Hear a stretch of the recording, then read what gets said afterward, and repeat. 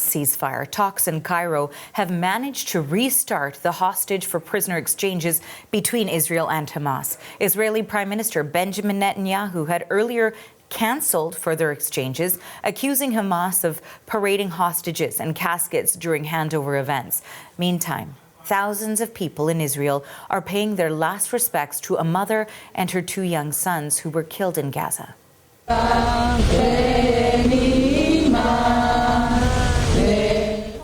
People lined the streets along the funeral procession route for Shiri, Ariel and Kafir Bibas. They were kidnapped during the Hamas attacks on Israel on October 7th, 2023.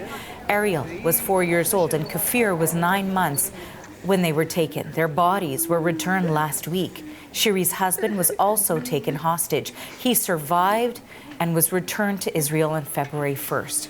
Hamas says the mother and her sons were killed by an Israeli airstrike while in captivity. Meanwhile, Israeli officials have rejected that. They say the family was killed by their captors. Let's go now to the region for the latest. Joining me live from Tel Aviv is reporter Giles Gibson. So, Giles, let's begin with that national outpouring of grief in Israel and the burial procession for the Bibas family.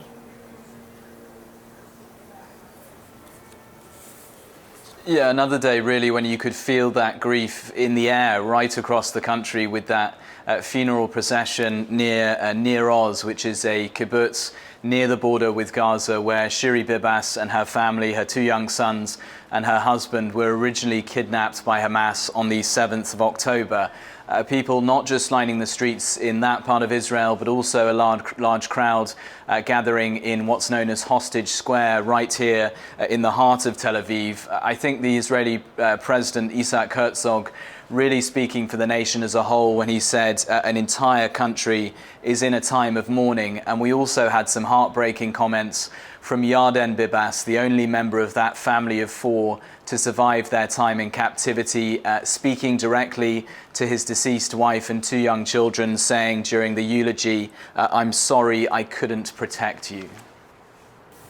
And now, Giles, I also wanted to talk a little bit about the Cairo discussions that got the hostage prisoner exchanges back on track. What does that then mean for the first and second phases of this ceasefire deal? Well, it means that an immediate collapse of the first phase of the ceasefire deal has now been averted, at least for the next few days.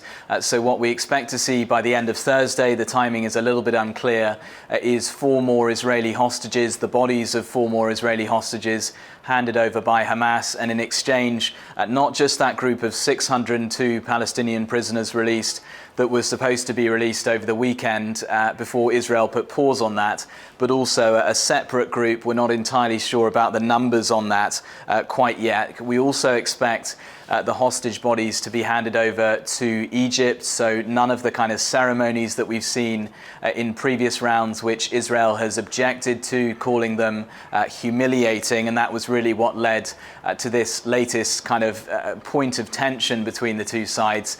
In terms of phase 2, what we expect, really the most likely scenario, is that there will be an extension of phase 1. The ceasefire will continue for perhaps another month, and that will give the two sides a bit more time to start negotiating those really thornier issues that are part of phase 2. But look, the days are ticking down. We haven't got any confirmation of this yet, so sort of any sort of scenario is still very much in play. Thanks for the latest on this. That is Giles Gibson reporting from Tel Aviv.